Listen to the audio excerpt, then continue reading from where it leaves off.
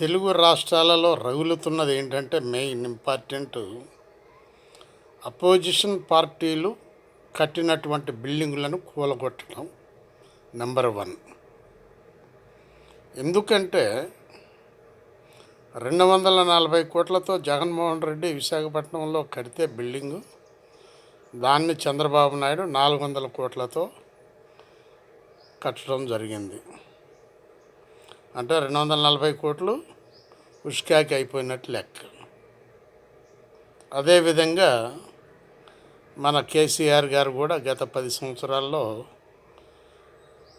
Construction అయి ఉన్నటువంటి సెక్రటేరియట్ను కూలగొట్టి మరి ఒకదాన్ని 600 కోట్లతో కట్టడం జరిగింది.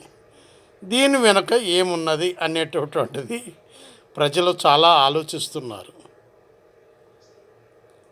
కనీసం తినటానికి తిండి లేనటువంటి వాడు కూడా ఆలోచనలో పడిపోయాడు. వీళ్ళు ఎందుకు గట్టిస్తున్నారు ఈ విధంగా?